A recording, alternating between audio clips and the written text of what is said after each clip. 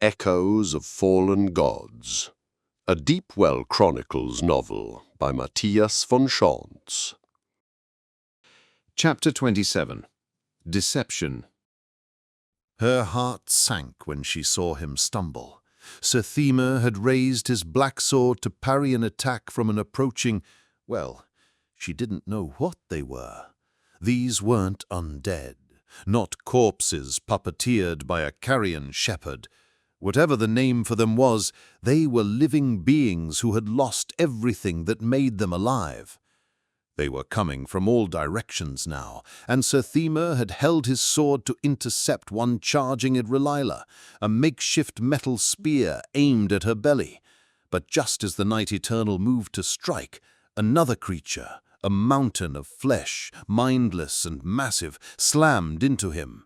His shield absorbed most of the impact, but the force knocked him off his feet, sending him stumbling. Sir Thema's sword missed its target. The grotesque creature's spear did not.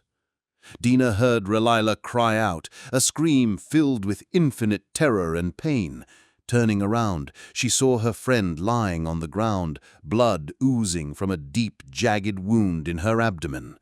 Above her stood one of the almost men, stinking of sweat, ready to strike again with his long spear.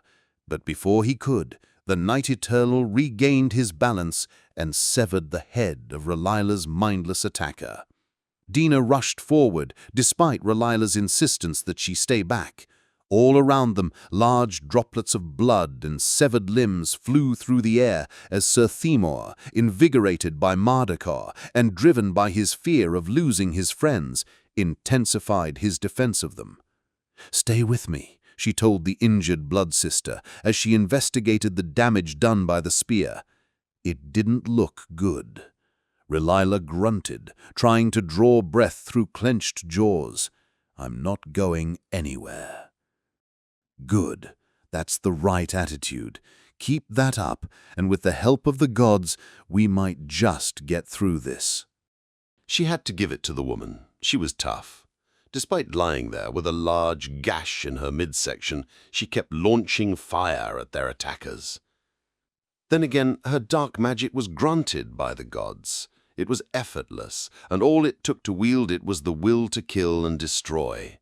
And if Dina knew Relila, killing and destroying was exactly what the blood sister lived for. Overhead, the frantic battle began to slowly subside. The interval between Sir Thema's sword swings grew longer and longer, not because he was getting tired, but because their attackers were finally dwindling in number. Somehow, hope surged.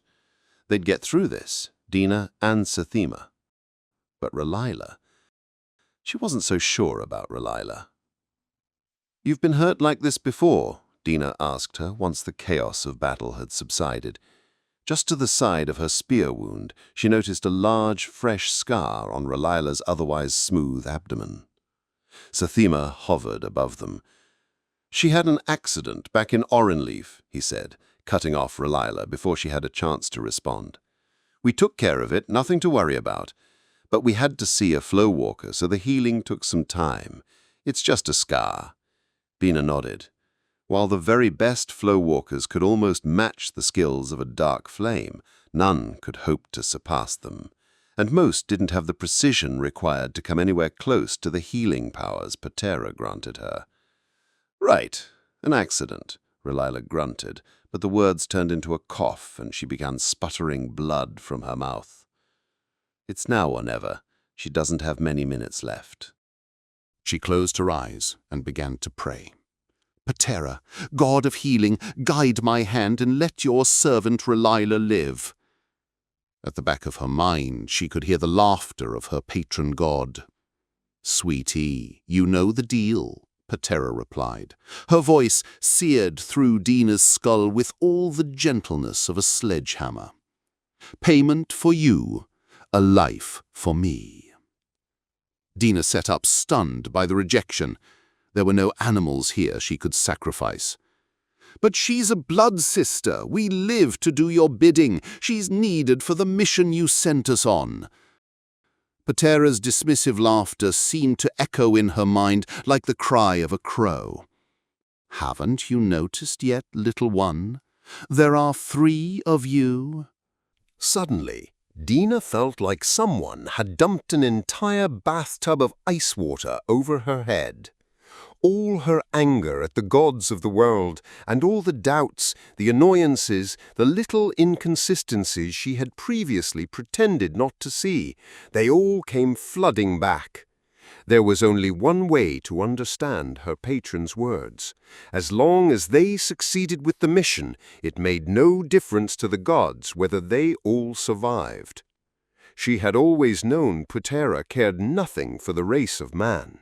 She had just imagined she was the sole exception, that her God would have her back because Dina served her loyally and faithfully. But she wasn't special. She was nothing more than a hostage who had fallen in love with her captor. And now she accepted what, deep down, she had always known, that the love she felt for Patera was never returned. The gods' refusal to show compassion even toward her most dedicated servants had told Dina all she needed to know. With that realization came weariness and resignation. It didn't matter that she could now see their relationship for what it truly was. It still was what it was. She had no power to change it. Dina had sold her soul to the god of healing and torture, and once sold, it could never be reclaimed. Their bond was eternal, and nothing she did could ever undo it. But that didn't mean she had to give Patera 1 finger's breadth more than their contract stipulated. While it was true that she was bound to take payment and provide a sacrifice to the god for every healing she performed in Patera's name, nothing said she actually had to perform those healings by calling on her patron. And if she didn't use Patera's dark magic, well, even though the contract was still there, if she didn't invoke it, none of the stipulations in it applied. If the flow walkers could heal without praying to the gods, then so could she. After all, there was nothing exclusive about the deep well. Anyone who knew how to use it could. Dina had never tried before, but she was familiar with the basics. As a healer, she had studied many other schools of medicine, learning what useful nuggets she could adapt for her own practice. Some disciplines she had rejected: homeopathy because it didn't work, deep well magic because of the effort involved. Others, like alchemical potions, she had incorporated into her craft. Now, for Relayla's sake, it was time for her to put that knowledge into practice. Closing her eyes, she imagined the fabric of the deep well, the way she'd heard it described. She tried to concentrate on it, visualizing the field that carried magic of a sort entirely different from that which the gods of the world provided. Actually using the deep well, once she managed to connect to it, shouldn't be a problem, Dina felt. She had studied the human body for over a decade. She knew its mysteries and how it worked. If she could only access the magic, she believed using it would be fairly easy. It was the part where she had to get hold of it in the first place that was hard. This was something she had never done before. For a moment, she thought she had it, but then it was gone again. Calm down, Dina. Focus. The healing didn't have to be perfect. She didn't have anything to prove here. All she had to do was keep Relayla alive, just long enough to get her to safety. After that, they could find another flow walker for her, a real one, or just wait and let nature do the job. For now, it was enough to stop the bleeding. She felt her pulse slowing down, her breathing getting deeper. Slowly, Dina relaxed. Suddenly, without quite knowing how, it was there. She could feel magic flowing into her from the deep well. It surged through her body and transformed by her mind, filling her friend with health and life. Slowly, Almost imperceptibly at first, she began to feel the tissues in Relila's body begin to respond to her guidance, starting to grow and knit together. The sensation wasn't even remotely like using Patira's dark magic. With the gods, healing was as simple as reciting an incantation. It just worked, without any further effort on her part. Here, she had to direct every detail of the process with her mind, feel what was broken and torn, devise a plan to repair it, and guide her magic to carry it out. When it was over, she just lay there with her arms around her friend, emotionally exhausted, tears streaming down her face. The nearest town large enough to have a resident flow walker was Dawnlight, half a horizon away from the ruins of Omanavar. Sir Thema had carried Relala back to their horses, and together they had helped her mount hers. The two of them had ridden back to civilization as quickly as the Blood Sisters' poor condition allowed, leading the third horse behind them. Now, Dina and Sir Thema sat at a small table in the corner of the Drunken Cat. After making sure Relala was comfortable in her room, they had ordered food for 3 and brought 1 serving to their injured friend. They had stayed with her while she ate, ensuring she could keep the food down, knowing she needed the energy to heal properly. Once the Blood Sister had finished her meal, they left her to sleep and returned to the common room to finally eat their own. "I don't like how close we got to failing back there," Sir Thema said. "If the gods hadn't been with us, we'd be dead by now." But are the gods truly with us? The silent question echoed through Dina's mind. Out loud, she mumbled some kind of agreement. She wasn't exactly sure what she said, only that it sounded like something appropriate. "Relala needs rest to recover," she told him, changing the subject before the conversation turned uncomfortable. "How long can we afford to wait?" Sir Thema slowly removed the iron gauntlets from his hands, then clasped his scarred fingers together. Dina could see a small stream of foul-smelling pus leaking from a mark on his palm, where something appeared to move beneath his grey skin. As a healer, she had always been fascinated by the restorative powers the Knights Eternal were imbued with, but now, seeing the source of those powers for what they truly were, she felt only revulsion. "We'll wait as long as it takes," he said. "How long does she need?" "Once we get hold of a flow walker, 1 or 2 days, I think. The innkeeper has sent word that we're in need of one. If all goes well, she'll come by tomorrow morning." Sir Thema looked pleased. "Good. That's not a problem. The targets are still on foot. They won't get far." Dina felt relieved. For a moment, she had feared Sir Thema would suggest they go out and find an animal to sacrifice, allowing her to fully heal Relala using Patira's dark magic in minutes.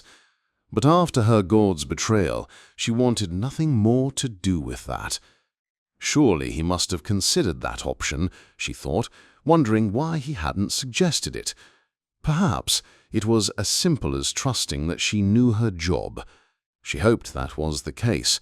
The alternative, that he had seen through her deception and was just stringing her along, was so much worse. The Knight Eternal lowered the ventail of his helmet to eat his stewed corn and sausages, the former undercooked, the latter more burned than grilled. Through the opening she could see his lips as he ate, grey and fibrous, devoid of blood and life. "You did really well back there," he said when he had finished. "I failed to protect her, but you came through for her." "Thanks," she replied, not quite sure how to respond to the unexpected praise. From the beginning she had seen him as the silent, harsh type, who did what needed to be done without regard for how it affected those around him. But here he was, thanking her, and genuinely seeming to care about Relala's well-being. Perhaps the gods weren't the only ones she was seeing in a new light today. "I'm glad you managed to convince Patera to help us," he continued. "It's not like we had an emergency sacrifice ready." Dina chuckled nervously at the joke, if that's what it was. Either the Night Eternal was starting to open up to her, or it was a veiled hint that he knew what she'd done. It wasn't easy, but she came through for us in the end. She lied, not daring to tell him the truth. Without an offering, she only took us halfway there, but it was enough. Blaspheming in front of a man who had sold his soul to the god of strength and genocide by admitting she'd bypassed the gods and healed Relila using deep-well magic instead didn't strike her as a particularly good idea. Truth be told, she was scared out of her wits. It wasn't just fear of how he or Relila might react if they found out what she had done. No, what truly terrified her was what the gods of the world might do to her. She half expected to drop dead at any moment, struck down by Patera for going against her. It had been one thing to defy Mardakar when he tried to manipulate her into going to Terrania. That had just been a matter of dragging her feet. Reluctant as she had still obeyed the will of the gods. Just a tiny bit slower than she might have if she'd truly wanted to. And besides, that had been Mardakar. This was Patera, her own patron god. When she healed Relila against Patera's will, she had acted on instinct, not even considering the danger of divine retribution. But now, in the calm after the storm, she was beginning to worry that she had painted a divine target on her own back. But what's done is done, and I'm proud of what I did, even if the gods aren't.